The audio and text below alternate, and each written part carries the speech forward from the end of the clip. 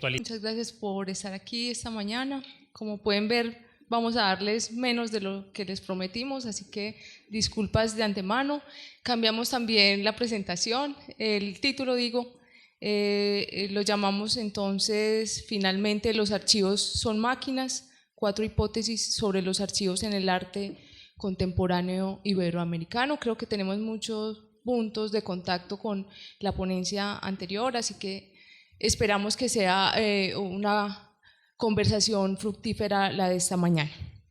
Bueno, lo que vamos a presentar ahora hace parte de una investigación que todavía está en curso. Empezamos entre abril y mayo más o menos, entonces son resultados todavía muy preliminares, así que también les vamos a pedir un poco de comprensión. Sí. La investigación se llama Archivos y Arte en Iberoamérica, un estado de la cuestión. Estamos trabajando entre 2011 y 2021. Tenemos un equipo interdisciplinario del cual hacen parte José Coimbra, Luisa Fernanda Álvarez, que está allá atrás, Andrés Villegas, que es profesor de la Universidad Nacional, Melissa Aguilar, que actualmente es curadora en el Museo de la Tertulia en Cali, Daniel Jerónimo y yo, Marta Lucía. Bueno, yo vengo del área de los archivos, soy profesora de archivística de la Universidad de Antioquia, entonces este diálogo con los artistas, con los historiadores del arte me parece sumamente interesante. Bueno, el origen de la investigación surge como respuesta a la importancia que han cobrado los archivos en el arte contemporáneo de Iberoamérica desde por lo menos los años 90 del siglo XX. Esto es visible en el número de exposiciones y seminarios dedicados al tema, la preocupación por la creación y puesta en uso de archivos físicos y digitales, las múltiples obras que recurren a archivos, los producen o son interpretadas a partir de esta categoría. Archivo, además, se ha convertido en un término importante en diversas disciplinas relacionadas con el arte contemporáneo. La crítica, la historia del arte, los estudios culturales, la estética. También es un término recurrente en revisiones panorámicas del arte contemporáneo que se han hecho en la región. Sin embargo, el vigor de esta presencia no necesariamente está acompañado de una reflexión rigurosa sobre el concepto de archivo y las prácticas efectivas con archivos. Se trata de un término sometido a usos diversos, ya lo veíamos en la anterior conferencia, que desbordan y entran en tensión en las propuestas propias de la archivología como disciplina propia del estudio de los archivos. Las relaciones entre arte y archivo no han sido rastreadas de manera panorámica, eso es lo que hemos visto para el caso de Iberoamérica. Hasta ahora, los estudios sobre el concepto de archivo se han concentrado en el análisis de artistas o conjuntos de artistas específicos. Hay también un importante conjunto de reflexiones surgidas de personas y organizaciones implicadas en la gestión de diversos archivos artísticos fundamentalmente. Se trata de un campo de investigación fértil, sin embargo, no hay panoramas generales que den cuenta de su desarrollo en la región. Lo más parecido es quizá el libro ya clásico de Ana María Guasch, Arte y Archivo 1920-2010, Genealogías, Tipologías y Discontinuidades, pero este libro, por un lado, tiene una pretensión más global, se concentra en obras, no en los discursos sobre las obras o la circulación de las obras, y comprende hasta el año 2010. Nosotros entonces pretendemos abarcar el periodo que viene de 2010 hasta 2011, por lo que pues no ha comprendido a Ana María Guasch en ese estudio pues la producción más reciente. Esta situación entonces contribuye a la invisibilidad, creemos nosotros, del trabajo académico hecho desde la región Iberoamérica. Es diciente, por ejemplo, que Art Plus Archive,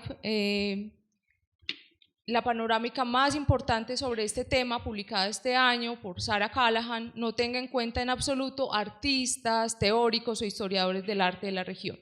Además, dificulta un análisis crítico del fenómeno, de esta ausencia, digamos, en los estudios, y es necesario, como ha sugerido Jorge Blasco, El uso indiscriminado del término archivo corre el riesgo de dar lugar a una decepcionante desactivación de sus posibilidades en una pobre metáfora o representación poética y tranquilizante, pasiva para el que mira la obra. Hasta ahí la cita de Blasco.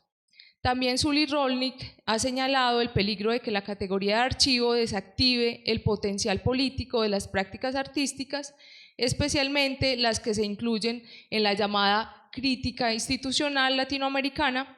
Su lectura en clave de archivo podría equivaler a una fetichización y negar la capacidad para desestabilizar categorías artísticas.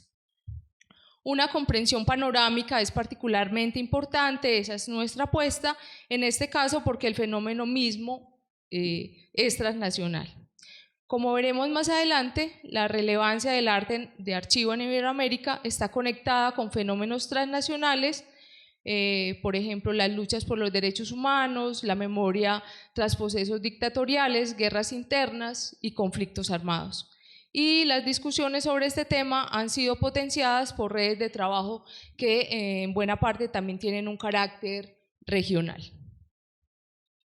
Los objetivos de nuestra investigación son reconstruir críticamente las discusiones sobre las relaciones entre arte y archivo en Iberoamérica para el periodo que les mencionaba, identificar las obras que han sido discutidas en esta relación, identificar también las principales exposiciones y eventos académicos que se han concentrado en las relaciones entre arte y archivo y rastrear las políticas de la memoria implícitas o explícitas en las discusiones, exposiciones y obras de arte sobre arte y archivo en la región. Tenemos un conjunto muy amplio de preguntas, entre ellas qué se entiende por archivo en el arte contemporáneo iberoamericano, de qué manera funciona la categoría de archivo, cómo utilizan los archivos las prácticas artísticas contemporáneas, cuáles son las acciones de archivo presentes en esas prácticas artísticas, cómo conectan prácticas artísticas y prácticas archivísticas, cuáles son los potenciales estético-políticos del arte de archivo, qué relaciones se establecen entre arte y archivos y políticas de la memoria, cómo se conceptualiza y moviliza el archivo en los diferentes procesos curatoriales, de qué manera el trabajo con archivos ha transformado la historia del arte en la región, en qué teóricos se apoyan las reflexiones sobre el arte de archivo, qué artistas y obras han sido considerados a partir de esa categoría, qué exposiciones y eventos han impulsado las discusiones sobre arte y archivo en Iberoamérica. Entonces, como pueden ver, es una enorme cantidad de preguntas. Con ello no tenemos ninguna pretensión de agotar el campo. Nuestra intención es más bien levantar una cartografía inicial, dibujar un primer contorno de este territorio que a nuestro juicio es lo suficientemente fértil para sustentar un programa de investigación, y aquí quisiéramos también invitarles para pensar después de esta investigación a pensar las artes visuales, no solamente las artes visuales, sino también la literatura, el cine, la música, el teatro, la danza, como parte de ese programa de investigación que vincula esa categoría de arte y archivo. Bueno, entonces a continuación vamos a presentar unos primeros resultados. Bueno, muchas gracias por la invitación nuevamente al seminario, Gabriel Mario por la presentación, Marta por la introducción a esta parte. Bueno, son resultados muy preliminares lo que vamos a presentar de una revisión bibliográfica sobre el tema, básicamente en Ecuador, Perú, México, Colombia, Brasil, Argentina, Chile y España. No es que hayamos agotado todo lo que se ha publicado, hemos intentado abarcar, bueno, hasta lo que hemos podido, digamos, en este tiempo con el grupo de investigación, y un poco es un primer intento de levantar una cartografía de lo que hemos encontrado, ¿no? Primera hipótesis: archivo no es un concepto, es una máquina. Consideremos una obra del artista peruano Cristian Ben Dayan Por ejemplo, el descubrimiento del Amazonas, una pintura de colores ustedes ven muy fuerte, apariencia un tanto naif, que no parecen tener nada que ver con la estética documental, burocrática, lóbrega a veces, muy tecnológica, que solemos asociar con el término arte de archivo. Y sin embargo, varios autores han aprovechado esa categoría de archivo para analizarla. Según Vidarte, por ejemplo, cito, Vendayan crea pinturas que funcionan como archivos híbridos en los que conviven las reinterpretaciones de las imágenes de la tradición pictórica regional con las representaciones de los ciudadanos del Iquitos del siglo XXI. Dalí plantea que Vendayan encuira, hace queer el archivo artístico peruano a través de la apropiación de la pintura de historia y de las exploraciones iniciales de la Amazonía o la pintura botánica. Y Campuzano y otros también analizan la forma en que el artista reactualiza las imágenes e imaginarios sobre el Amazonas y sostienen que al hacerlo construye un nuevo archivo que problematiza el Iquitos actual. Hay otras obras seguramente en las que sería más fácil reconocer el vínculo con el archivo, pero creo que lo interesante justamente para nosotros es en estas interpretaciones la elasticidad de la categoría misma, la capacidad como para absorber sentidos e integrar múltiples interpretaciones y prácticas artísticas, ¿no? Entonces, una forma de abordar un fenómeno que de entrada se muestra como tan amplio y tan deforme, tan amorfo, sería intentar buscar una definición, por ejemplo. Una definición que diera cuenta de esas variaciones o que estableciera un canon normativo que dijera esto es archivo, esto no es archivo, hasta aquí. Permitiera como deslindar una y otra. Pero creemos que ese no es el camino para una investigación como la que proponemos. Por varias razones. La primera es que pues, definiciones explícitas no hay muchas en lo que hemos encontrado en la bibliografía. O sea, la mayor parte de la gente, de los investigadores, utilizan la categoría de archivo sin que necesariamente la expliquen o se detengan pues, a decirnos qué entienden mucho por archivo, ¿no?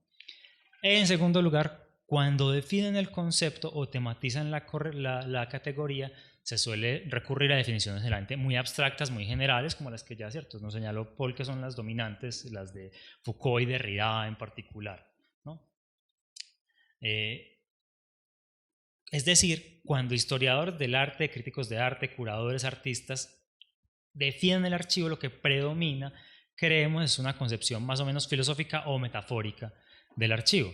Se habla de el archivo normalmente en singular, ¿cierto? Como el archivo, como si hubiera un solo archivo. Y se comprende en términos sobre todo de dispositivo, ¿no? Que el concepto Foucaultiano está muy bien, creo que funciona. Ya Paul también señaló algunos de los rasgos, ¿cierto? Muy bien, caracterizó muy bien esos rasgos de cómo comprende el archivo Foucault y Derrida, que creo que es la concepción que rige fundamentalmente en estas discusiones.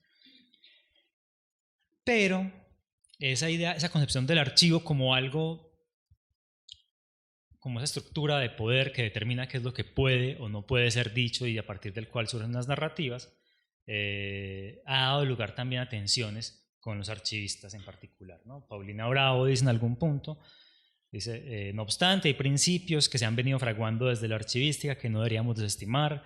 Sobre esto pienso que debemos comenzar por definir adecuadamente nuestro objeto de trabajo, qué tenemos, un fondo de archivo, una serie de publicaciones, un archivo con varios fondos, una colección bibliográfica, una serie de un fondo que se encuentra en otro lugar y una cantidad de términos que eso no se oye en el arte, series, fondos, pues digamos no trabajamos con esos términos en teoría del arte o en historia del arte fundamentalmente, ¿no?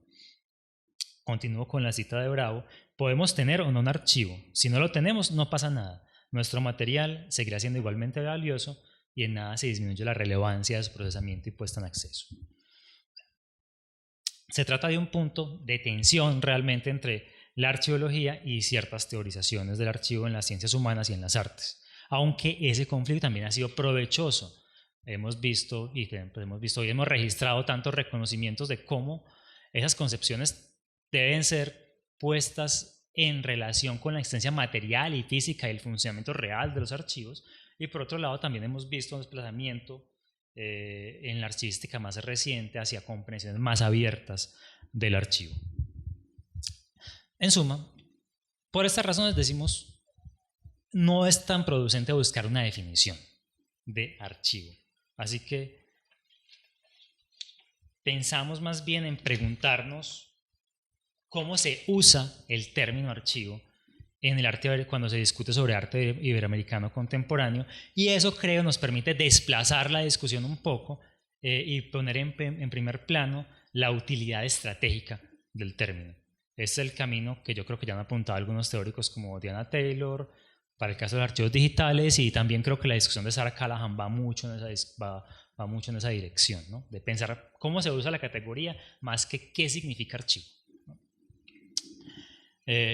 Además, creemos que esto nos permite aproximarnos también a los desarrollos recientes de la archivología y al llamado giro archivístico ante los desafíos que plantean ese interés creciente en los archivos y la diversidad de los usos.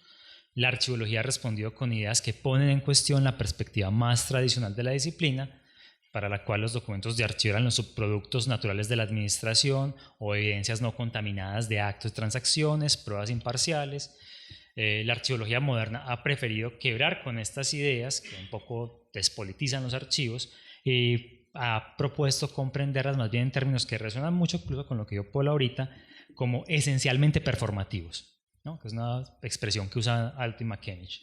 Es decir, y cito aquí a Hirsch y Taylor, cito, como motores de circulación, como actos archivísticos o prácticas que movilizan medios distintos y que son a su vez movilizados por estos.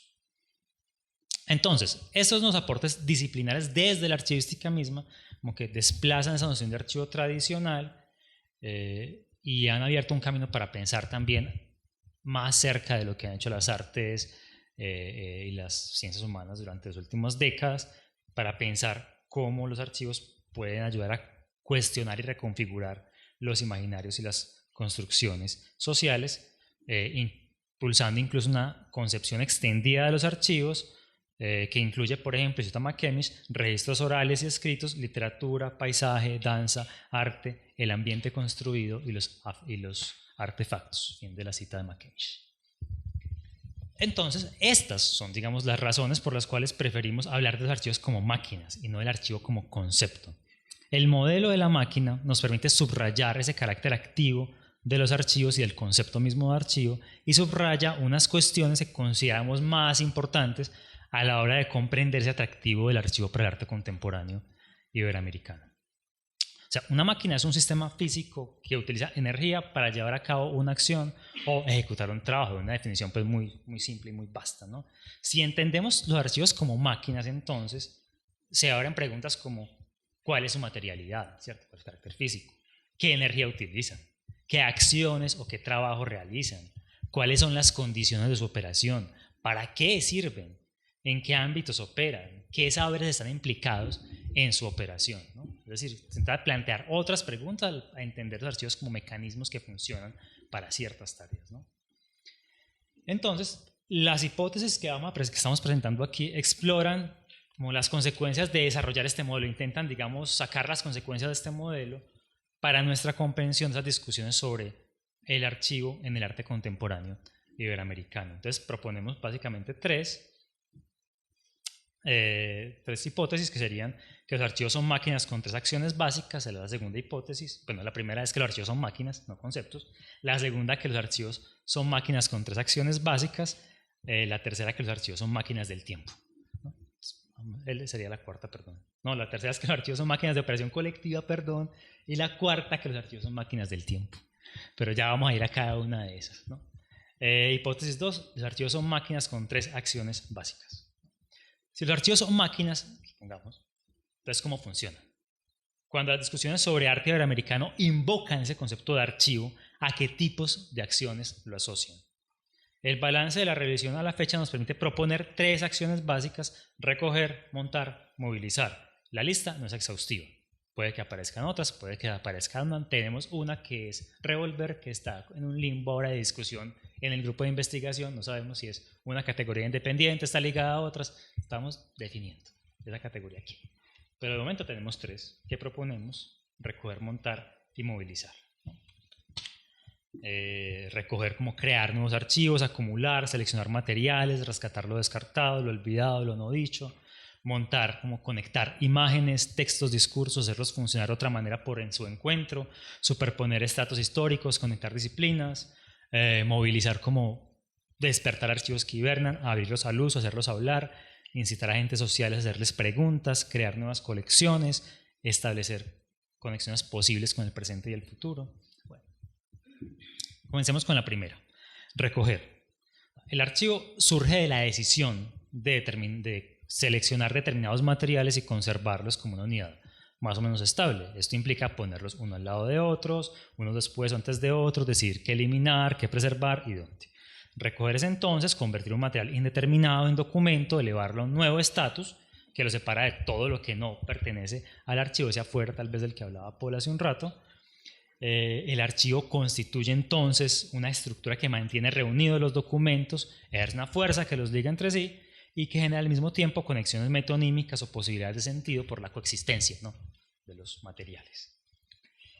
Los artistas se crean archivos, hacen por tanto un trabajo que se suele llamar, un tema muy frecuente en esas revisiones, de investigación o de reciclaje, ¿no? O sea, no son creadores que hacen aparecer la obra de la nada, son más bien investigadores que se sumergen en la infinita diversidad de los restos que quedan del pasado o del presente, con el fin de rastrear lo que se puede recuperar y lo que se puede hacer funcionar de otro modo, ¿no?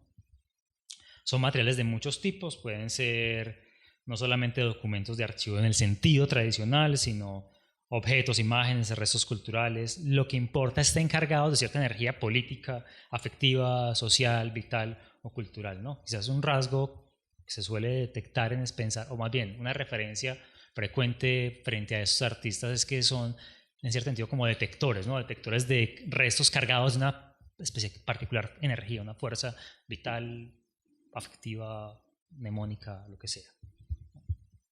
Piense uno en José Alejandro Restrepo, que, cierto, ustedes conocerán las obras de José Alejandro Restrepo, ¿no?, que recoge esta cantidad enorme de materiales, de fragmentos de textos, citas, imágenes, cosas de la historia del arte, libros de historia del arte, revistas populares, libros científicos, periódicos, imágenes capturadas de televisión, de todo, ¿no?, para construir una especie de investigación visual sobre la guerra en imágenes y las imágenes de la guerra en Colombia, ¿no? O Margot Steinbasser en Trapo, que es esta, que es una obra especie en proceso continuo, recoge restos de todo tipo, manteles, bolsitas Ziploc, medias, cortinas de baño, y los va cosiendo para formar una especie de gran bola, una especie de bola, archivo de tejido que va construyendo todo el tiempo y que va aumentando, ¿no?, que la denomina ya un archivo textil. Roberto Upo recoge el archivo del Grupo Escombros, o Graciela Carnevale recoge los materiales relacionados con Tucumán Arde, o Rosángela Renova va a recoger materiales de archivo de imágenes sobre la construcción de Brasilia que estaban un poco perdidas y que habían sido dejados de lado, ignoradas. Hay muchas, ¿cierto? Eso es un tema recurrente en las discusiones sobre estos artistas, y lo que importa subrayar aquí tal vez es que esta acción es constitutiva de todo arte de archivo, ¿no?, y tal vez por eso aparece en la discusión de tantas obras diferentes. Es posiblemente, de hecho, es posiblemente este gesto de selección y acumulación el que invita a considerar estas obras como arte de archivo. Segunda acción que proponemos, montar. Entendemos por montar aquí esto de conectar imágenes, textos, discursos, hacerlos funcionar de otra manera por el encuentro que hacen, ¿no?, superponer estratos históricos, conectar disciplinas, ¿no? Si con recoger hablamos de la recolección de los materiales, obvio, con montar nos referimos al momento de la ordenación, de la generación de secuencias, ¿no?, o posibilidades de lecturas, de qué se pone al lado de qué, ¿no? Porque montar es sobre todo una acción narrativa, como también señalaba Paul hace un tiempo, ¿no?, el poder de narrativización que tiene el archivo. Pues creemos sería fundamentalmente el acto del montaje, el que se pone antes o después de lo que construye una narración, al vincular documentos, eventos y estratos temporales, emergen ciertas formas de contar historias, ¿no?, ciertas posibilidades de historia. José Alejandro Restrepo, que yo creo que es un artista de los más conscientes de qué implica trabajar con archivo, dice una cosa que me parece súper precisa al respecto, y cito: siempre me pareció aterrador el poder que tiene el editor, el montajista, incluso por encima de ciertas instancias ideológicas o de poder. Es un poder fabuloso en el sentido de poder de fabular, de fabulación, ¿no? Y eso lo dice justamente en el contexto de su trabajo con imágenes de archivo, ¿no? Y la pregunta, si nos hacía entonces como qué tipos de montaje encontramos en esta revisión como de lo que se ha dicho, tenemos qué documentos montan, ¿no? Entonces tenemos varios tipos, ¿no? Obras de arte de diferentes tiempos y géneros. Por ejemplo, Vendayan reinterpreta, dicen, las obras de Otto Michael, César Calvo de Araujo, los dibujos botánicos, y así propone otra forma de exploración de esta región, sugieren. También suelen ser obras, diversas imágenes de una misma persona en archivos personales y familiares. Por ejemplo, ¿cierto? Las obras de Brodsky construyen narrativas implícitas a partir de la composición de fotografías de un mismo individuo, él, y los textos explicativos que permiten reconstruir la vida del artista y de su entorno también, ¿no? Imágenes de fuentes históricas de diverso tipo y temporalidad, como en el caso ya señalado de José Alejandro Restrepo, o de Fernando Bryce, o de Raúl Eduardo Stolniker. Es decir, materiales realmente muy diferentes, ¿no? Una segunda pregunta que nos hacíamos es, bueno, se montan muchas cosas muy distintas, ¿para qué se monta? ¿Cuál es el objetivo del montaje? Creemos sobre todo como en tres serían esas funciones en principio del montaje. La primera sería, en la bibliografía uno podría pensar en muchas otras, pero las que aparecen constantemente cuando revisamos estos textos es básicamente tres, ¿no? Revelación de lo oculto o de lo que simplemente no está en el archivo. Por ejemplo, se ha hecho de la obra Atlas Perú de Fernando Bryce, que hace un uso del montaje que permite pensar unas estructuras, unos imaginarios sociales que en cierto sentido están ahí pero no son visibles, ¿no? Y que no sería posible ver si no se superponieran ciertos materiales del archivo, ¿no? Crea una especie de imaginario ilusorio social que estaba ahí presente en esas imágenes de folletos, manifiestos políticos y revistas, ¿no? O también se sugirió, se habla de Bolus Pajar, un artista muy importante en ese término en Latinoamérica, que las operaciones de montaje entre cada material y cada sección de esa muestra que están discutiendo, en este caso que es en nuestra pequeña región de por acá, dice, estas decisiones de montaje constituyen modos de combatir estético-políticamente las miradas convencionalizadas sobre la historia, ¿no? Florencia Garramuño, cuando trabaja interpretando las obras de Rosángela Renault, la artista brasileña, desde la perspectiva de la obsolescencia, se pregunta qué nos dicen respecto a la persistencia de lo que se borra. Dice, para ella, para Garramuño en esta obra, cito, lo obsoleto, lo pasado de moda, aquello que había sido descartado siempre tuvo un potencial crítico importante. O en la obra de Vendayan, que pensábamos ahorita, se habla de cómo esto revela unas historias como un potencial, unas formas de sexualidad no normativas que estaban ya implícitas en el arte incluso del Perú, pero que no podían ser vistas si no se generaba esa especie de superposición de capas que revelan lo que estaba ahí. Segunda función importante, ¿cierto? Además de revelar lo oculto, creemos ahí una fuerte énfasis en la idea de nuevas historias del arte, o sea, nuevas narrativas de la historia del arte más bien. Los autores hablan de cómo las obras revelan genealogías y formas de producción olvidadas o invisibilizadas y permiten jugar con los cánones que determinarían la estructura de las obras de arte, ¿no? Se ha propuesto el Museo Travesti del Perú, que sería una especie de museo falso o archivo virtual que recoge obras de museo alterándolas y falsificándolas para generar desviaciones de lecturas que permitan ver esos aspectos que muestran como lo travesti siempre forma parte del arte peruano, ¿no? Y que solamente no era visible porque había sido, digamos, deliberadamente ocultado o reprimido, ¿no?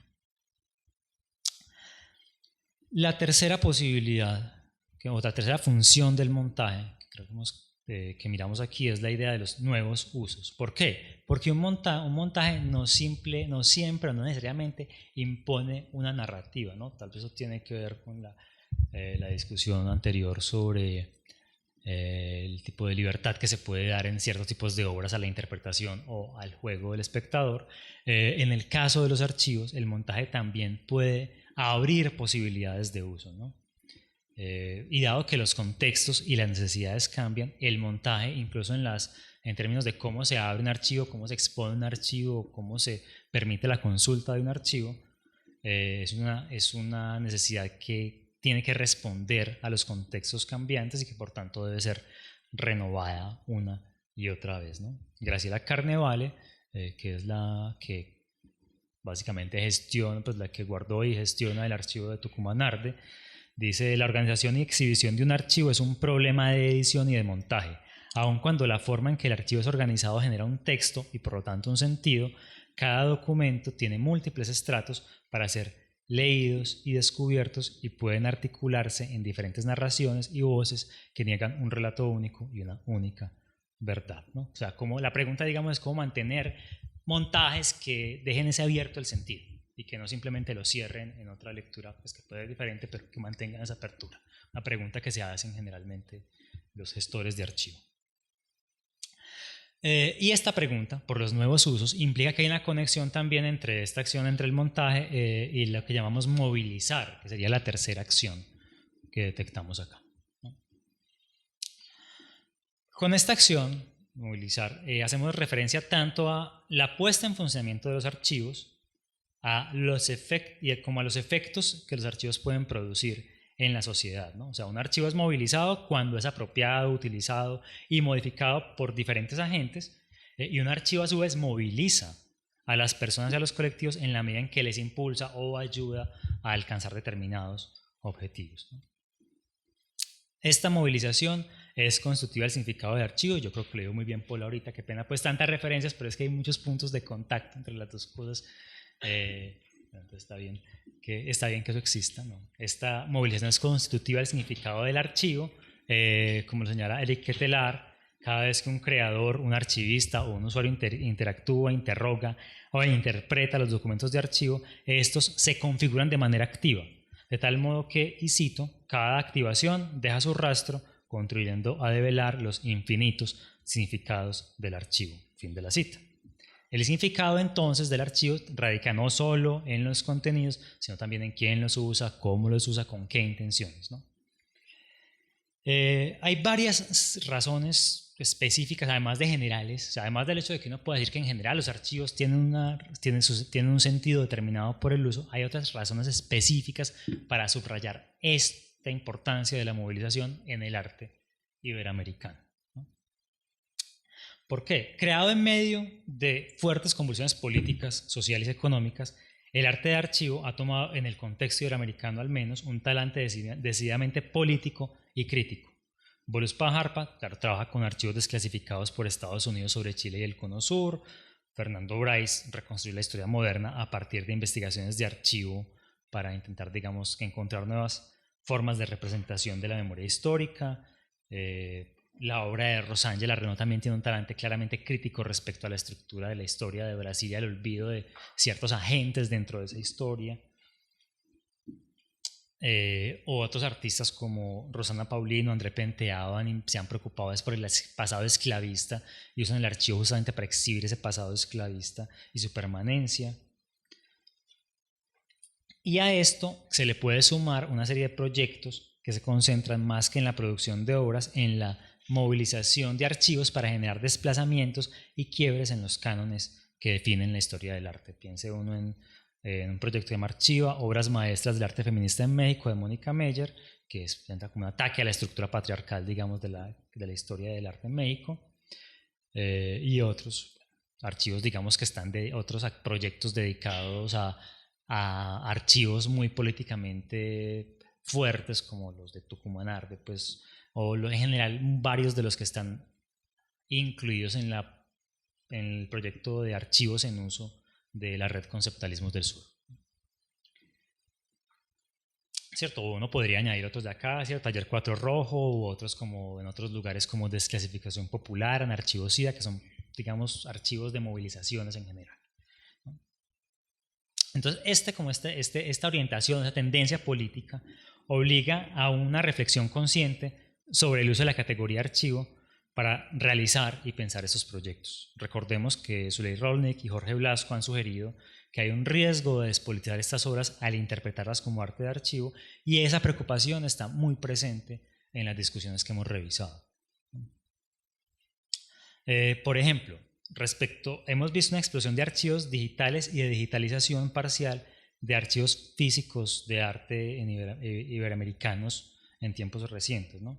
Hay una cantidad de ejemplos. Diana Taylor, que es parte de uno, que trabaja en uno de estos, muy importante, que es uno sobre danza y de performance en general, el archivo, el Hemispheric Institute of Performance and Politics, ese archivo, gracias,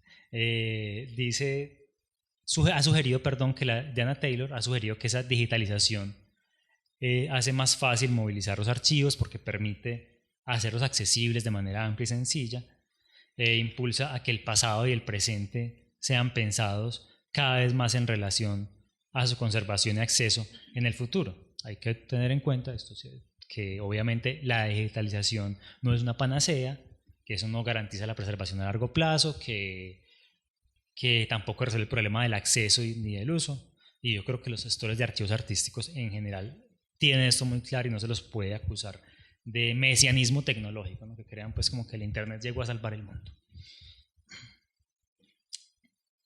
También nos preguntábamos, ¿cierto? Además de estos archivos, o de por qué la importancia de estos archivos en Iberoamérica tan cargadamente políticos de movilización, nos preguntábamos también de qué manera las obras movilizan los archivos, ¿no? En algunos casos creemos que las obras los movilizan simplemente vinculando los contenidos del archivo con el presente. Por ejemplo, la obra de Fernando Brais, dicen, cito aquí a Hernández Navarro, desplaza, altera, transforma y se apropia el documento. Rescata del olvido visiones del mundo, emplea las huellas y los desechos, los fragmentos de la historia, construye con ellos dispositivos de lectura no autoritarios que abren el tiempo y sobre todo despliega esa historia en el presente, la conecta con problemas de nuestro mundo, ¿no? Esa pues es el primer modo. Hay otro modo que es muy particular, que tiene cierta importancia en el arte iberoamericano, que es la desclasificación. A partir de 1999 se comenzaron a desclasificar archivos de las agencias de inteligencia norteamericanas sobre América Latina. Esos documentos dan cuenta de la política estadounidense de la región desde la década de los 60 hasta los 90, y esos archivos han sido objeto de trabajos de artistas, por ejemplo, como Voluspa Harpa, ¿no? Que cree que es un trabajo como sobre la desclasificación, pero que también potencia la desclasificación en la medida en que estimula el acceso y la discusión sobre esos archivos en general. Y también podríamos citar el caso del colectivo artístico político Desclasificación Popular, que ha interpelado al Estado chileno solicitando, a través de acciones artísticas, solicitando acceso al acervo documental producido por la Comisión Nacional sobre Prisión Política y Tortura, que es la Comisión Balear.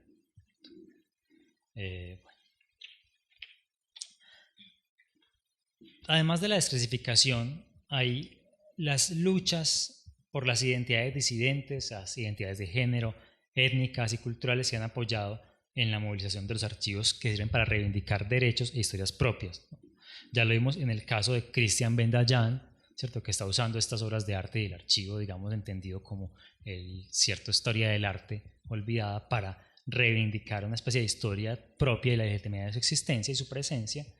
Y también podríamos estar en la misma línea cosas como el Museo Travesti del Perú, Desobediente Archivo Digital del Museo Universitario del Chopo, el Archivo de la Memoria Transméxico, el Archivo Contra la Pared o el Archivo CAD, ¿no? Hay una gran cantidad como de archivos creados desde situaciones un poco limítrofes de existencia, que hablaremos un poquito más sobre esto en esta siguiente hipótesis. Además de las funciones, ¿cierto?, de montar, movilizar y recoger, pensamos que se puede decir, bueno, que los archivos son máquinas comunitarias. ¿A qué nos referimos con que los archivos sean máquinas comunitarias, o cuándo podemos decir que los archivos funcionan como máquinas comunitarias, ¿no? Nos referimos a aquellos archivos, en este caso, que provienen de una comunidad, que exigen una comunidad para su gestión o que construyen comunidad a su alrededor. Frecuentemente esas tres cosas están, digamos, van de la mano, ligadas entre sí, ¿no? Desde luego, hay algunas discusiones sobre artistas que trabajan con archivos personales, pero predominan claramente los análisis que se ocupan de cómo los archivos personales cobran sentido en relación con formas compartidas de vida y se convierten en aglutinantes de documentos y experiencia colectivos. Caso Marcelo Brodsky.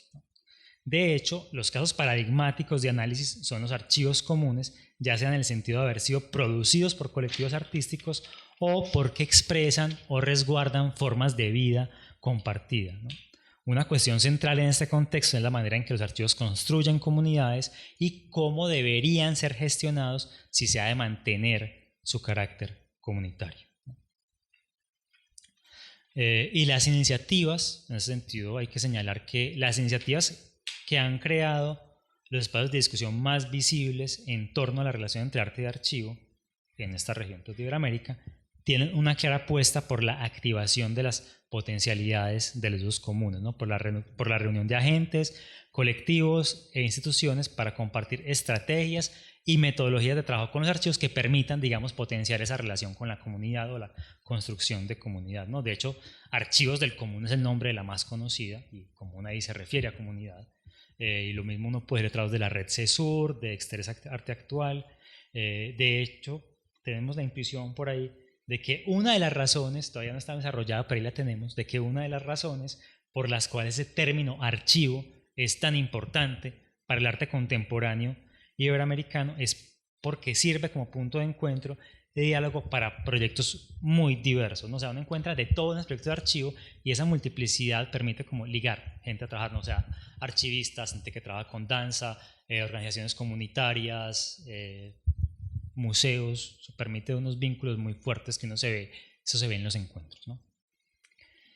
O sea que la categoría, digamos, permite construir redes de trabajo.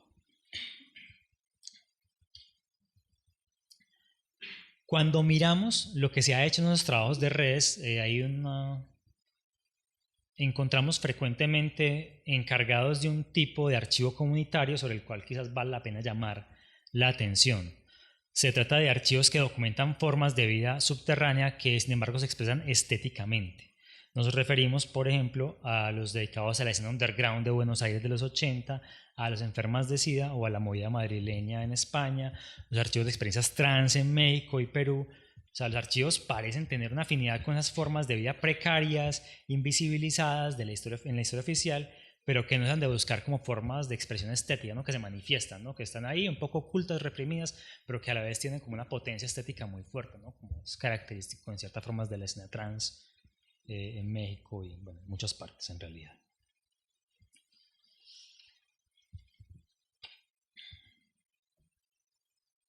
Esa preocupación por la comunidad no es que nos la estemos inventando ni solamente detectando ahí. Yo creo que hay varios artistas, varios gestores de archivo que han señalado eso.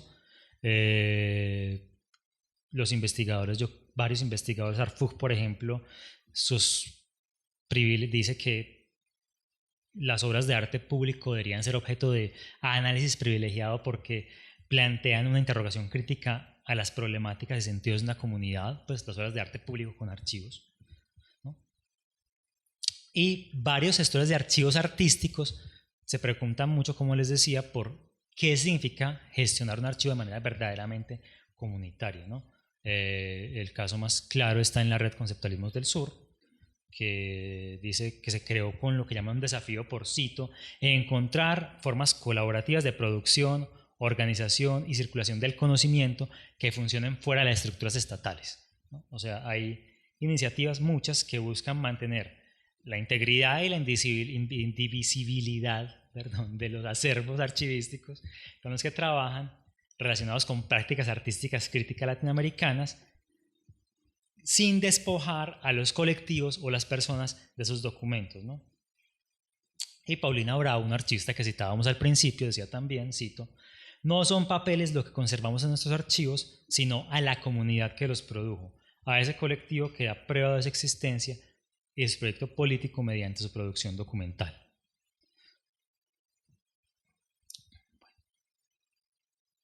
También Gabriela Carnevale, no sé, creo que falta poco tiempo, entonces voy a acelerar un poquito acá, como para no dormirlos tampoco. Gabriela Carnevale también ha insistido en ese sentido de preguntarse cómo gestionar archivos políticos que están, sobre todo políticos como en su caso el de Tucumán Arde, que era un movimiento a la vez artístico y social, cómo gestionarlo para que no se desactive, es decir, y cito, cómo hacer para que esa tensión se mantenga y sea productiva y no sea neutralizada por el sistema, cómo mostrar el proceso de radicalización productiva y de radicalización política y estética que atravesó el grupo, que llevó a articular teoría y práctica en la búsqueda de un concepto diferente de arte y artista, fin de la cita, ¿no?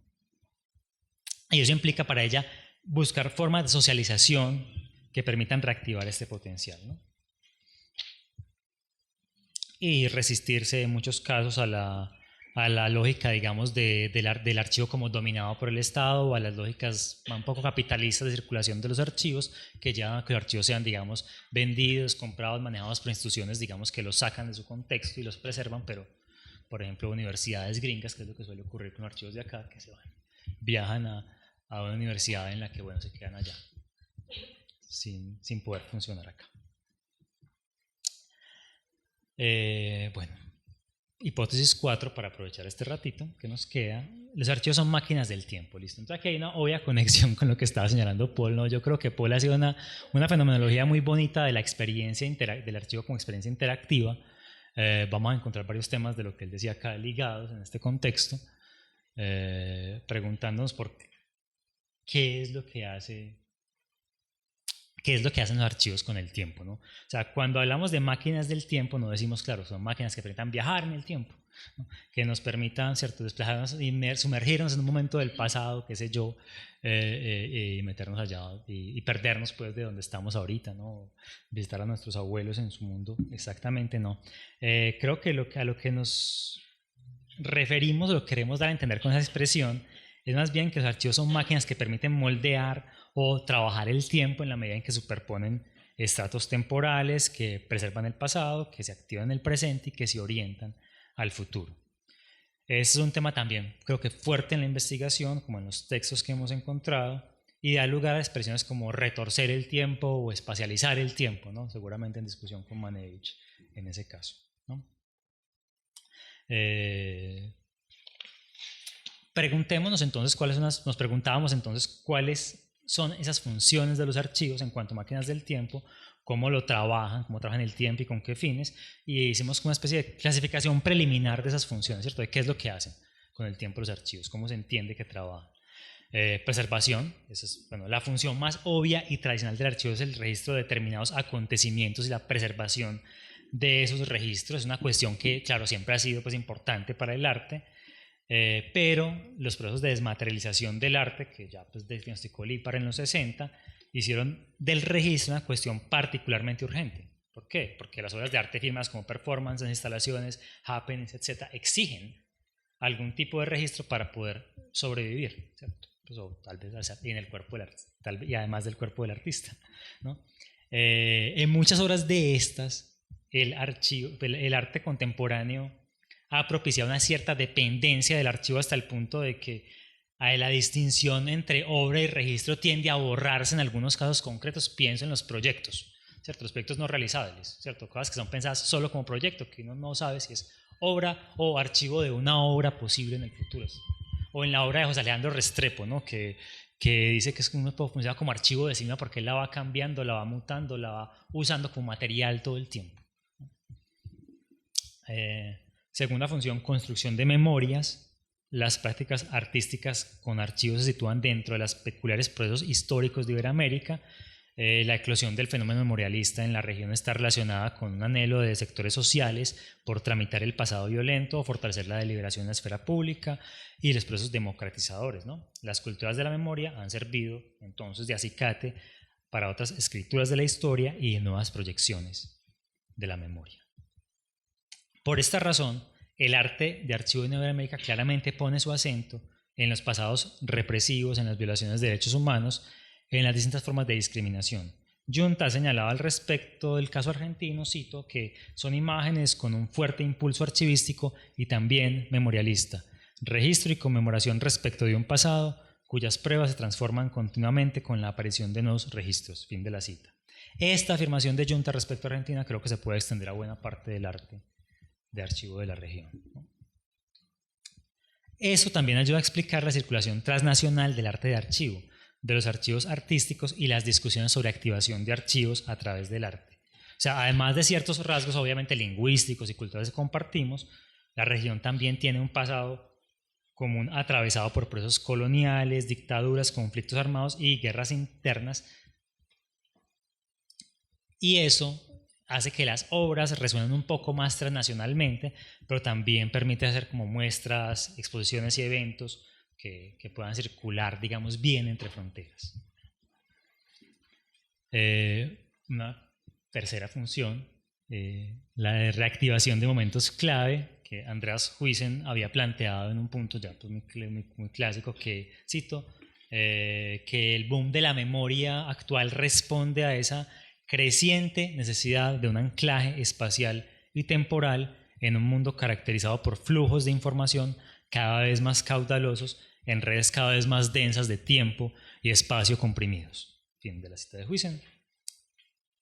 En el contexto del arte iberoamericano, está claro que el arte de archivo, los archivos cumplen el papel de estabilizadores que permiten fijar y reactivar ciertos momentos clave. Por ejemplo, los momentos fundacionales de los movimientos de resistencia social en Argentina, en la obra Búsqueda en proceso de Fabián Taranto, u otras obras que han realizado con motivo del golpe militar chileno, ¿no? Uno puede citar otras muchas acá que trabajan en esa dimensión, digamos, de reactivación y conmemoración o fijación. Una cuarta función sería la de crítica de memoria o de la historia. El arte de archivo no se limita a reactivar o fijar momentos históricos que ya estén dados. Hay muchos autores que insisten en su relación crítica con la memoria y la historia, ya sea porque revele lo que está oculto en la historia tradicional, saque a la luz los mecanismos de ocultamiento y las trampas de la memoria oficial, o porque permita elaborar momentos traumáticos que de otra manera permanecerían reprimidos. Dos funciones más para ir terminando. Índice del ausente o mecanismo que impiden el cierre de la historia. Otro tema, digamos, muy recurrente es la idea de que el archivo y de que ciertas obras en particular asumen una relación radicalmente crítica con la memoria. O sea, no es que afirmen puntos clave del recuerdo, no es que critiquen las construcciones tradicionales de la historia, sino que más bien se centran en esa presencia paradójica de lo que no está. O sea, mostrarían lo que está ausente del archivo, lo que no puede ser recuperado, pero tampoco olvidado. Entonces, una presencia de la ausencia para la cual muchas autoras en particular han utilizado términos como supervivencias, fragmentos, restos, ruinas, vacíos, silencios, mapas de sombra o lo inolvidable. Un ejemplo sería el de la interpretación que hace Florencia Garramuño de la obra de Rosángela Renaud y Jorge Machi, pero voy a saltarme la cita. Lo importante es que el archivo aparece ahí como un mecanismo para abrir o desestabilizar la historia reciente, ¿no? O de más larga duración, y como una máquina, digamos, de generar interrogantes más que respuesta.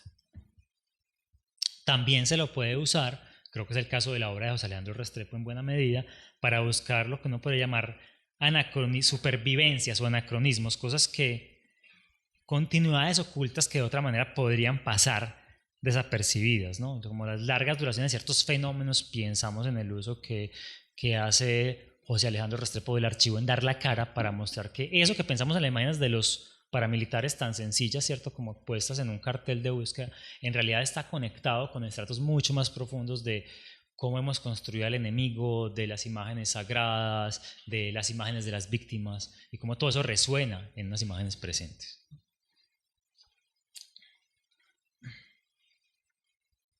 Uno podría pues hablar mucho de esas como temporalidades complejas del archivo, pero con el fin de ir como cerrando, solamente voy a hacer una observación final. Podría dar la impresión, por lo que hemos dicho hasta ahora, de que el arte de archivo se ocupa únicamente del pasado. Es algo que parece pensar Carlos Granés, para quien el arte de archivo parecería como nada más que otra cara de la autovictimización y la corrección política que, en su opinión, dominan al arte contemporáneo latinoamericano. Toda la preocupación del arte contemporáneo con el pasado para Granés y con el archivo serviría de instrumento a una obsesión con la propia identidad, concebida como trauma, y estaría limitada a la búsqueda de las huellas de esa victimización sobre las cuales definirse a sí mismos y de la cual se puedan sacar réditos políticos. Voy a leer una cita de Granés, que esto es de Delirio Americano, un libro que sacó el año pasado, pues es muy interesante el libro, ¿no? Pero es problemático. Dice: en el arte contemporáneo y en la cultura en general hay una obsesión por el archivo, por analizar la forma en que se ha narrado la historia oficial y ver qué ha sido excluido, y todo aquel que se sumerge en esos temas vuelve al presente con la predecible revelación de que a su grupo o a su identidad no se les ha tratado con justicia. La pregunta ya no es qué hacer, cómo proyectarse ante el futuro, sino qué me han hecho, qué me deben. Por eso decía Robert Hughes que la obsesión contemporánea de Occidente es la fabricación de la víctima. Entonces, ya, tranquilo. Los resultados de nuestra revisión pues hasta ahora indican que, de hecho, claro, sí, las discusiones sobre el arte de archivo ponen énfasis en el pasado y en la lectura crítica del pasado y reconocen cierta crisis en las formas de imaginar el futuro, pero no creemos que de ahí puedan sacarse las conclusiones que adelanta Granés. Porque ni artistas, ni archivistas, ni teóricos han dejado de preguntarse por la actualización de ese pasado, es decir, por la relación de los archivos con el presente. O sea, ya hemos señalado la importancia de la movilización de los archivos, y una movilización siempre se da necesariamente en el presente y se refiere a las modificaciones sobre el presente, ¿no?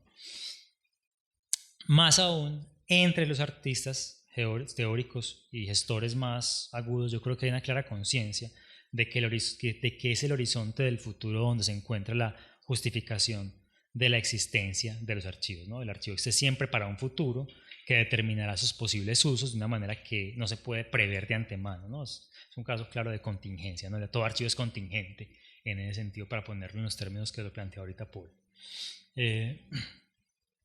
Esta cuestión está sin duda en el centro de las discusiones sobre la activación o la inactivación de los archivos de prácticas artísticas con implicaciones políticas o de movimientos sociales, ¿no?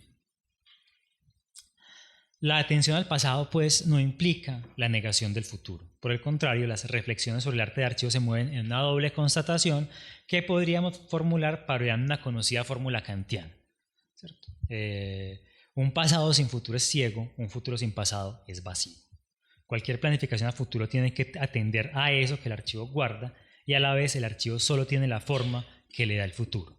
Lo dijo con mucha precisión Voluspa Harpa, para terminar con esta cita, comillas: el archivo es el origen del futuro, solo tiene sentido su guarda si tengo como perspectiva ese futuro. En el presente está encriptado. Se podría decir que es una especie de posible futuro latente. Comillas, y muchas gracias.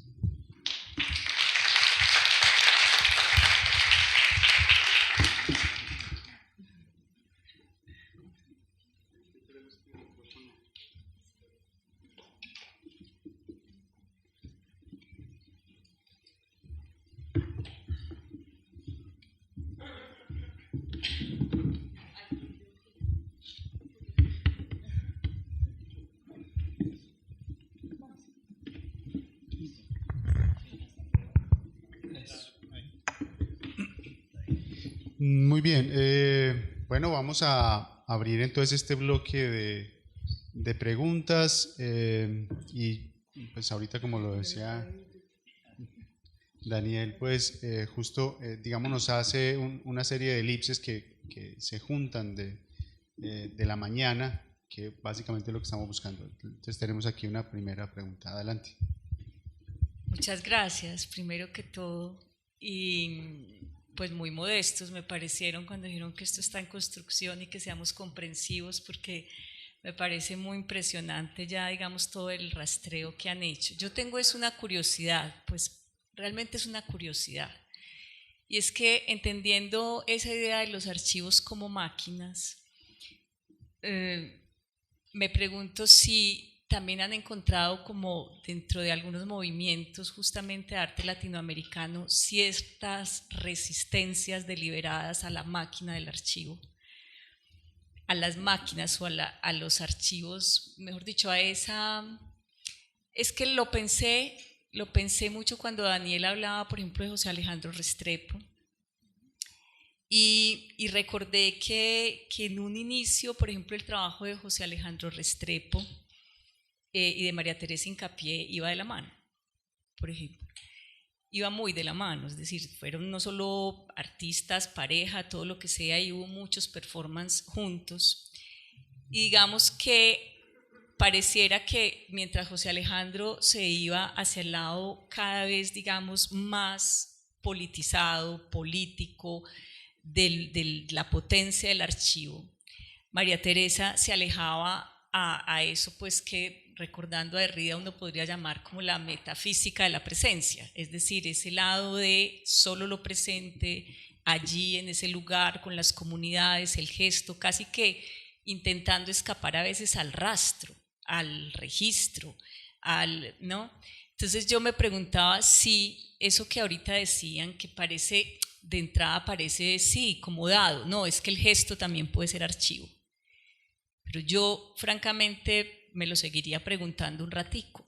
Es decir, si en la potencia del gesto, no del registro del gesto, sino la potencia del gesto no busca muchas veces justamente escapar al archivo, ¿no? Es decir, si su fuerza no está en otro lugar que no es esa de quedar acumulado, registrado, que circule, ¿no? Y si bien se ha dicho, por ejemplo, el trabajo de María Teresa, que entonces carecía de una postura política, como en cambio sí la tiene y muy fuerte José Alejandro, en revisión histórica y todo lo demás, yo creo que eso habría que revisarlo también en relación con el performance, no solo de María Teresa, sino en América Latina, y es porque es otro tipo de acercamiento a lo político, precisamente desde un lugar que no es ese del flujo histórico. No sé, me quedas como curiosidad porque supongo que por ahí habrá problematización frente a ese asunto de la relación arte y archivo, ¿no?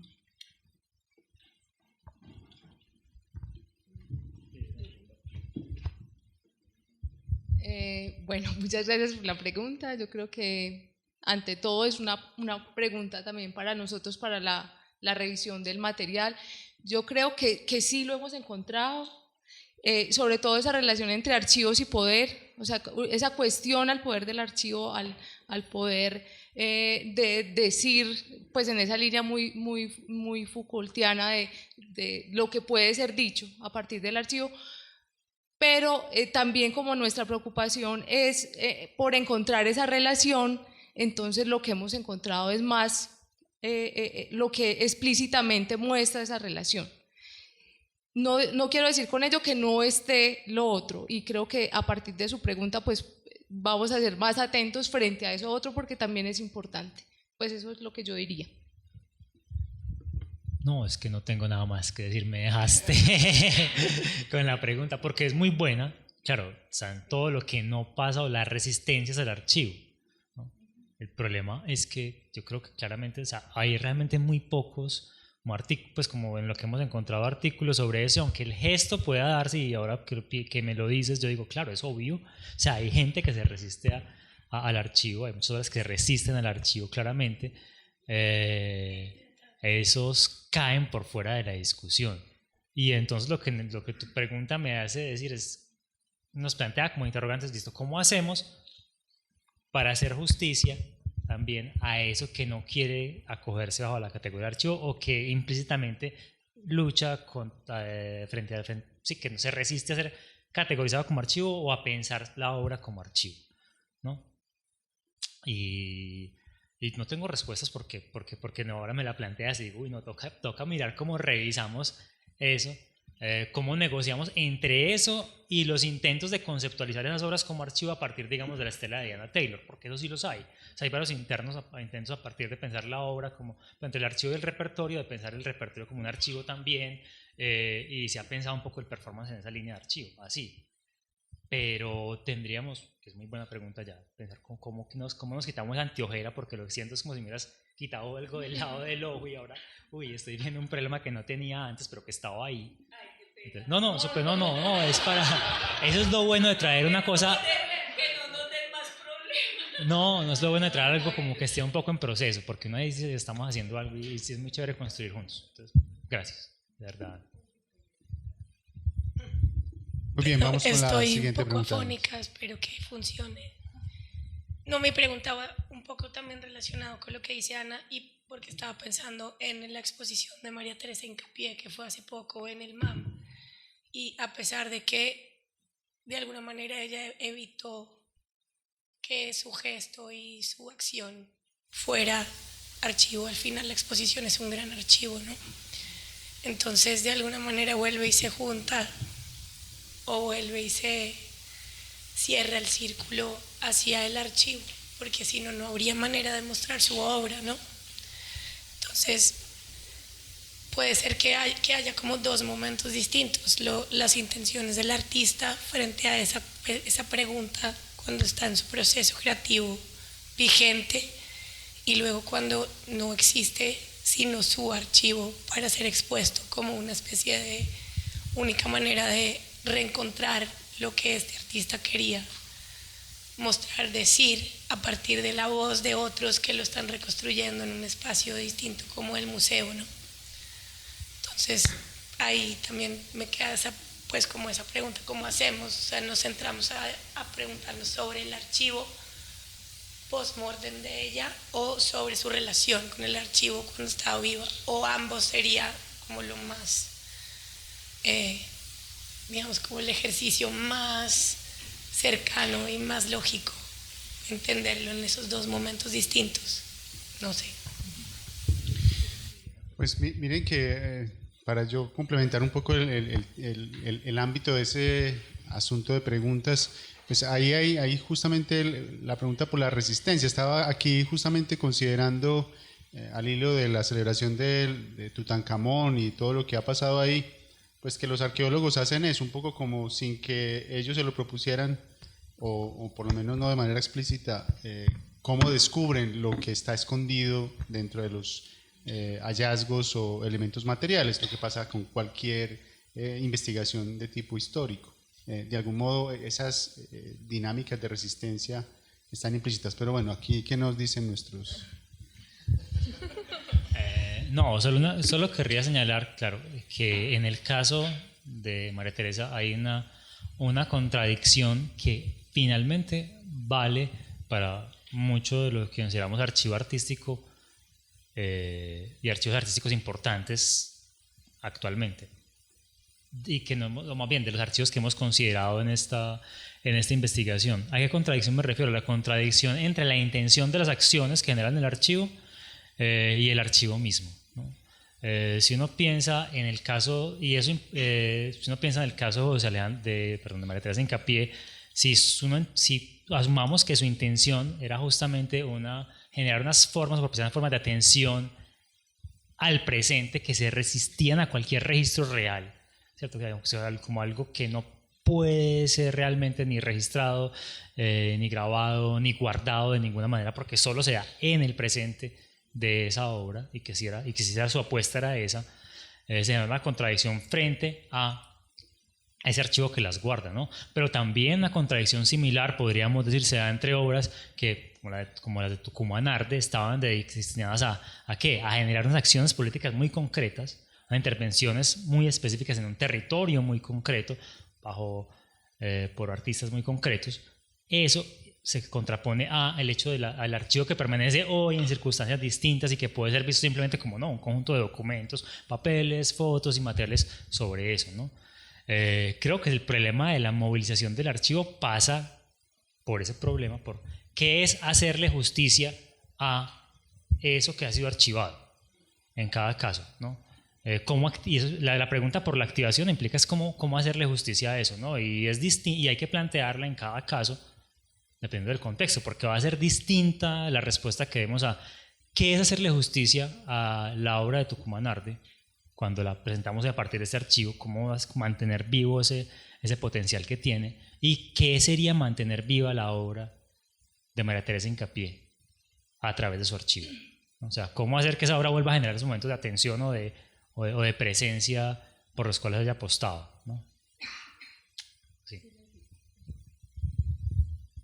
Yo creo que por eso es tan importante también pensar los archivos en su pluralidad, teniendo en cuenta como que cada uno entraña pues como unos orígenes, unas intencionalidades, unos contextos de producción distintos. Entonces, si hablamos del archivo en singular, es como que si dejáramos de lado ese contexto particular que le da lugar y es el que finalmente le da sentido, no solamente quienes lo producen, sino quienes lo ponen, quienes lo movilizan, quienes le hacen preguntas, como decía Fabiola Lalinde, hagan hablar al archivo. Eso implica que cada momento tiene nuevas preguntas para esos archivos. Uno pensaría en el caso de la obra de María Teresa Hincapié, que por una parte ella no quería, digamos, dejar digamos, estaba pensando en el presente, pero también si uno piensa, o yo estoy pensando en la exposición que vi en el MAM, pues había mucha documentación de su archivo personal, o sea, algo en ella también quiso conservar y no destruyó, digamos, esos documentos. Entonces, yo creo que eso le agrega un poco de complejidad al tema. Otra pregunta por allí. Hola. Por aquí. Perdón. Ya vamos, entonces sería por allí y luego por allí. Por aquí. Bueno. Vale. Muchas gracias por la presentación. Yo tenía como alguna duda con respecto a la confluencia temporal del archivo. Pues Paul lo tocaba ahorita con San Agustín y hablaba de la confluencia pasado, presente y futuro, y ustedes también lo mencionan al final y también un poco pues alrededor de la exposición. Y es, bueno, la pretensión de actualización y la latencia futura del archivo, es decir, ustedes dicen no se instala en el pasado porque está constantemente en la facticidad, es decir, buscando dar nuevas vías, nuevas formas al presente. Y eso tiene que ver también con el registro, o sea, cómo entendemos el registro, no como una consignación para el futuro, para el pasado, sino que el registro permite hablar de instantes, el registro como el happening, que es de hablar de repetición y diferencia dentro de ese mismo momento. Eso es impulso de archivo, como lo pone Hal Foster. Pues esa resistencia a querer consignar para el futuro es finalmente un impulso del archivo, de querer manifestarse, de querer buscar formas para mantener viva o la memoria o el suceso. Pero con respecto al futuro, esa latencia es en términos de progreso, o pues porque a veces las miras hacia el futuro con el archivo y con la historia se buscan es hacia formas mejores de incluso sociabilidad, en términos políticos, pero aquí entonces ¿cómo conjugamos esa confluencia con respecto al futuro? Un futuro progresivo, un futuro proyectivo, potencial, o cómo ampliar esas nociones. No sé si... Bueno, pues diría tal vez dos cositas. La primera es que pues, la idea básica, y es una idea también muy derridiana probablemente, es que ahí el futuro está indeterminado, ¿no? De que lo que se abre cuando se consigna siempre para un futuro, pero la utilización real, eso cierto, no se puede predecir. Solamente en el futuro será decidido qué es lo que puede ser utilizado en el archivo, ¿no? Y en ese sentido hay un carácter de apertura fundamental, por eso de contingencia, ¿no? En el sentido futuro abierto, ¿no? Ahora bien, en el caso del uso de arte del archivo, en el caso del uso de archivos por arte latinoamericanos, creo que hay un tema relacionado con el futuro un poquito más específico, que tal vez en este momento con tu pregunta creo que se puede plantear en términos de utopía negativa. Es decir, cuando estamos planteando ciertos acontecimientos, ciertos olvidos, señalando que se han olvidado, que no se, o ciertos acontecimientos terribles, por ejemplo, en la historia, diciendo esos son puntos de referencia que no podemos olvidar, cuando estamos señalando a unos puntos de olvidos y los artistas dicen esto es un olvido que ha sido completamente dañino para unos ciertos sujetos o que ha impedido construir unas ciertas comunidades o las ha desintegrado, podemos pensar que lo que están pues se puede interpretar eso en términos de utopía negativa, es decir, de formas en las que el futuro no tendría que ser, ¿cierto? Aquello que el futuro no tiene que volver a ser, eso es esto. Es esto a lo que se apunta, ¿no? O sea, ya hay una determinación, digamos, negativa del futuro y por eso hablo de una utopía negativa, ¿no? Creo que serían las dos formas en las que no veo tanto utilización, digamos, pues en las horas de archivo, o sea, hay que ampliar la discusión, pero veo mucho menos futuros, digamos, progresivos o progresiones de futuro más del tipo que querrían las vanguardias, ¿no? Como unas especies de fantasías de cómo puede ser el mundo perfecto o la utopía positiva, por así decirlo, ¿no? Creo que veo mucho más casos de apertura a futuro y utopía negativa. Buenos días. Me quedo con la hipótesis 3 de los archivos son máquinas comunitarias y no sé si es una pregunta que de pronto está de manera lateral conectada con su investigación, pero es lo que tiene que ver con los artistas o las artistas que trabajan efectivamente procesos desde el archivo, desde el uso del archivo en cualquiera de sus manifestaciones con comunidades. Por ejemplo, el proceso que desarrolló, no sé, Erika Dietes para cualquiera de sus obras, se me viene a la cabeza Relicarios. Si ustedes han logrado ver el papel del artista ahí, en ese uso del archivo y en ese trabajo metodológicamente con la comunidad, termina siendo un provocador, un articulador, se mueve bajo territorios un poco más anárquicos con la propia comunidad, y si efectivamente logran rastrear una suerte de proceso co-creativo, teniendo en cuenta pues todo lo que se desprende de ahí, con posturas decoloniales, conocimientos situados y demás.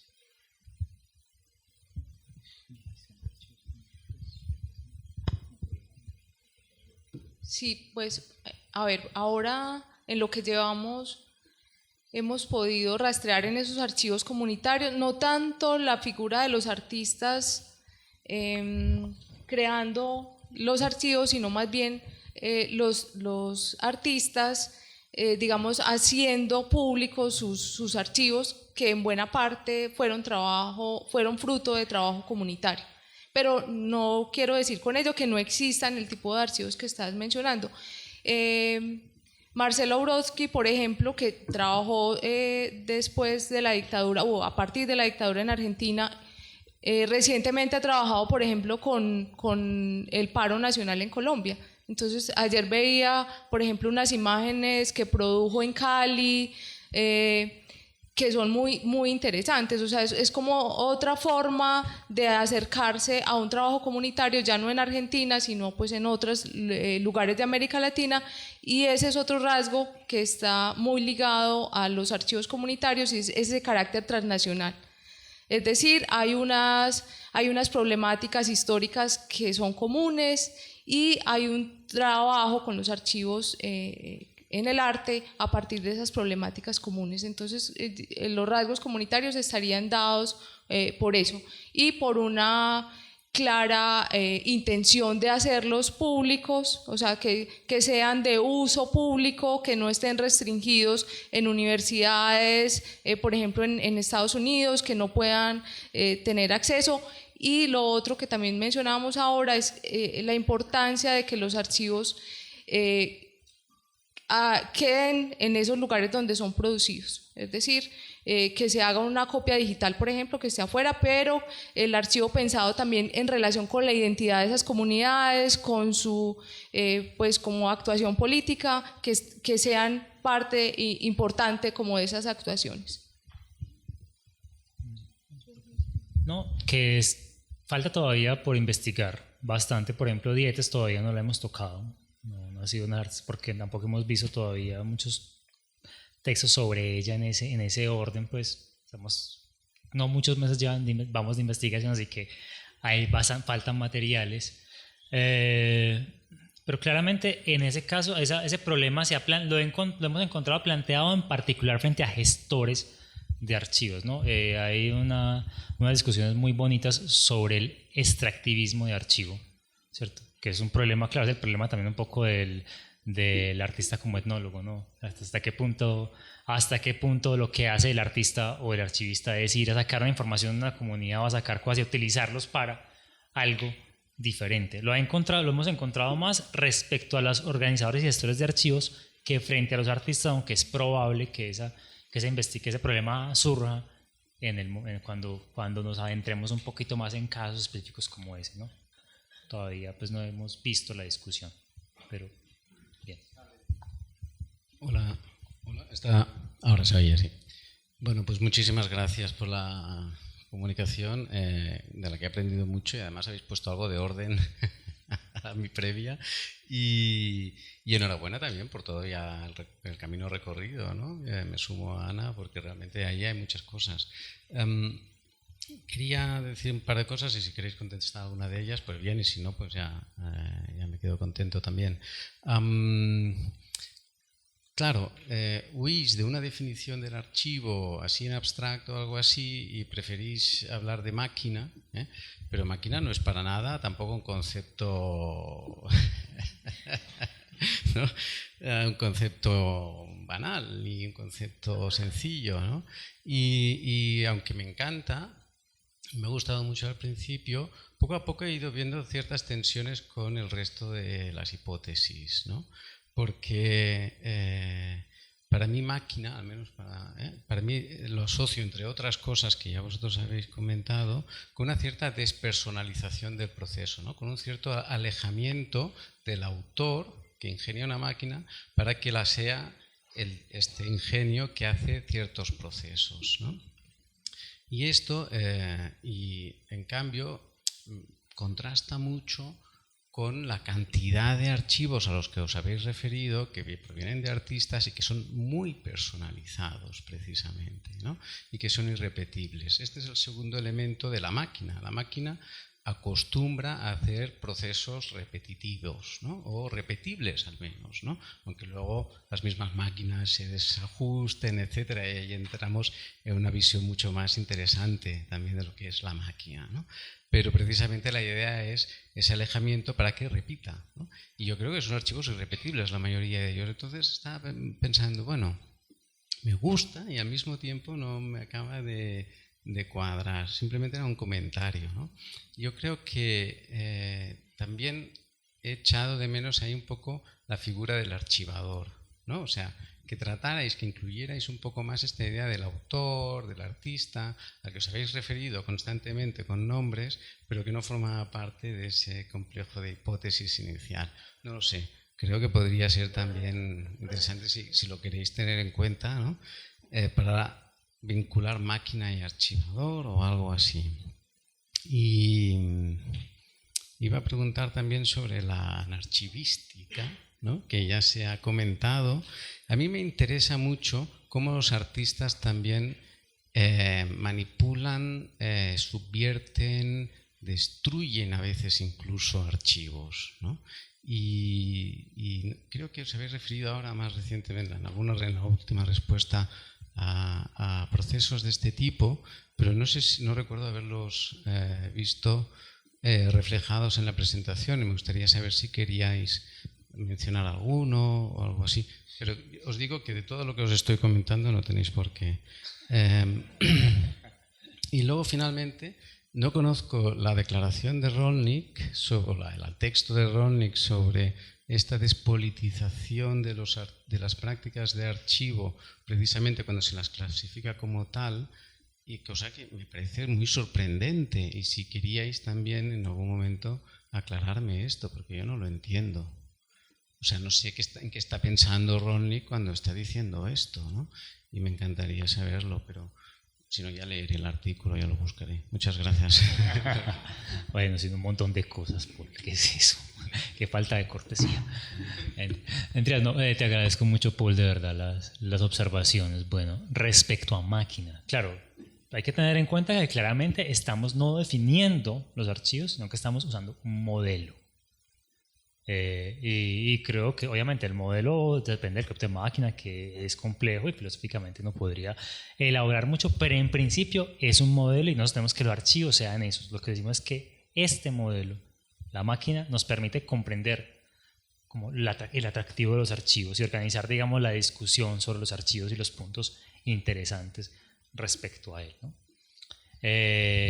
Obviamente hay que meterse más como con la definición de máquina un poco para pensar el modelo hasta qué punto se puede aplicar, sí, pero no tenemos que comprometernos, creo yo, con una definición de máquina muy filosófica, porque finalmente pues es un modelo, ¿no? Es una metáfora y simplemente la pregunta es, ¿organiza bien el campo, no? Y puede que no lo organiza, que vamos a la segunda parte, que creo que es más potente la pregunta y más cuestionadora, porque claro, ¿funciona o no funciona? Una metáfora buena hace clic, la que no es buena pues, no encaja simplemente, no nos permite hacer ese cambio de perspectiva. Yo diría que justamente algo que nos interesa de las máquinas en este contexto es que efectivamente tienen cierta independencia de los autores, es decir, los archivos, y lo que queremos decir es que los archivos funcionan en cierto sentido, tienen una lógica propia, casi que no necesariamente independiente de los artistas porque ellos los configuran, pero también tienen una productividad propia de sentido, ¿no? El artista cuando construye el archivo de determinada manera o cuando una comunidad construye un archivo de determinada manera, ella genera una lógica específica por su ordenación, por sus posibilidades de consulta, que ya produce sentidos independientemente de que usted los haya previsto o no. Tienen, ¿cierto?, una especie de automatismo en ese sentido. Y creo que eso es lo que queremos resaltar con la metáfora, que no está tan ligada a esa idea de una especie de determinación de sentido por parte del autor a lo que produce la obra. En este caso hay una independencia, porque el archivo permite justamente, como en las obras que señalabas, cierta como libertad específica, ¿no? Que no es determinable de antemano. La segunda, sobre la pluralidad de las máquinas, bueno, esto puede ser un poco más fuerte. Yo creo que efectivamente las máquinas frecuentemente producen resultados repetibles. No sé si sea siempre el caso, pero claramente hay una pequeña, habría que trabajar ese ajuste. Creo que hay máquinas que producen, que se pueden, digamos, customizar, ¿no? o más bien, no, como un auto, ¿no? Como un auto. Yo creo que los artistas hacen máquinas, customizan las máquinas, pero también como ciertas máquinas, como los autos, pueden ser para muchas cosas, ¿no? Un computador para N.000 objetos, para N.000 funciones, ¿no? Aunque claramente estos archivos son mucho más libres, así que sí hay una tensión ahí que tal vez debemos pensar más. ¿Qué era la tercera? Lo del archivista, sí, esa categoría no la hemos pensado, o sea, acabamos de... No la pensamos. Bueno, pero no está muy desarrollada todavía, pero sí aparece ahí como una preocupación. Ay, sí. Es que créanme que la información ha sido o sea, como hemos que... revisado como 150 textos y Entonces, rápidamente tratamos de ¿cómo decir era? algo que resultara no muy incoherente, pero bienvenidas todas esas cuestiones porque Sí. llevan también a pensar Sí, pues ok. hasta qué punto tiene sentido o no. Entonces, se sostiene, pues, porque es una aventura, no siempre una hipótesis. Bueno, y lo de Rolnik muy fácilmente y para explicarlo así como sencillo, básicamente, Sully Rolnik es una filósofa brasilera. Ella trabaja, y tiene un artículo muy famoso de 2008, creo, Furor de Archivo, en el cual ella sostiene que el furor de archivo, como la categoría de archivo, se ha dirigido fundamentalmente en Latinoamérica, en particular a los conceptualismos críticos. El conceptualismo en Latinoamérica ha tenido un talante, sobre todo eso lo ha defendido Kamenitzer, muy político, pero de una política especial, sostiene Rolnik, una micropolítica, es como política más afectiva, más implicada, más visceral, digámoslo así, ¿no? Entonces ella sostiene que cuando se trabaja ese arte se lo categoriza como archivo, como arte de archivo, en cierto sentido se lo está despojando de esa potencia al leerlo únicamente como arte ideológico y no, digamos, borrar como todas las categorías, todos los afectos y todas las potencias, digamos, más inmediatas y más sensibles que esas obras tienen, ¿no? Sería para evitar lo que dice Granek. O sea, yo creo que contestaría muy bien Rolnik a Granek. Sí, básicamente eso pues ya sostiene, eso tiene que seguir permaneciendo, y el problema de ella es cómo evitar eso, ¿no? Básicamente. O sea que lleva las prácticas de archivo a su propio terreno, y esto lo de la flexibilidad y Exactamente, sí. Muchas gracias. ¿Alguna pregunta más? ¿Algún comentario? Yo tenía una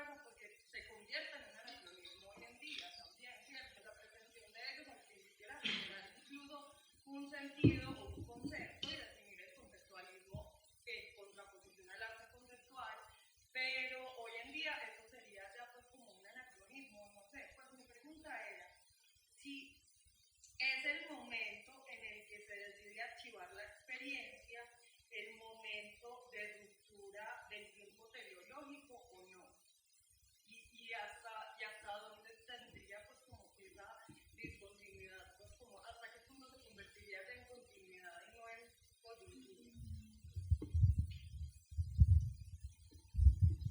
Pues ves que yo no sé por qué habría que incluir ahí la idea de tiempo teleológico, ¿no? Porque si yo no entiendo mal, el tiempo teleológico está orientado hacia un fin, ¿cierto? Es digamos, el tiempo que está, pues cualquier cosa que es teleológica es cualquier actividad orientada a un fin, ¿no? Uno puede decir de una semilla que tiene un carácter teleológico en la medida en que, ¿cierto?, está orientada hacia, pues tiene como fin, ¿cierto?, el árbol, ¿no? Pues cualquier cosa, pero... Tranquilo. No tiene como también una forma circular, pues no comienza otra vez. No, como un tiempo circular, no. Pues no, que yo no entendería el cambio teleológico así, no. Yo creería que básicamente no, que eso no ocurre, que lo que pasa realmente en el archivo no es una forma ni circular ni teleológica del tiempo, estrictamente. Lo que se ve claramente en los archivos, creo que lo han dicho, es unas superposiciones de estratos, más bien asincrónico. No en el sentido de que no tenga tiempos, sino que los tiempos del archivo son siempre superpuestos, ¿no? O sea, vos siempre vas a encontrar documentos de muchas épocas y obras de muchos instantes, y finalmente la experiencia de entrar en un archivo, de trabajar, de usar archivos, siempre la experiencia de un contacto entre los tiempos en los que uno está y los tiempos de los materiales, que también pueden ser muy distintos, ¿no? Es más bien como la de cruces temporales, superposiciones o pliegues temporales, lo que uno podría hablar como la experiencia del tiempo ahí, pero Paul seguro nos aclara eso, que el experto en temporalidad es mucho más ducho para decirnos pues como esa cosa. Pero te diría eso, no es ni teleológica, ni cerrada, ni circular.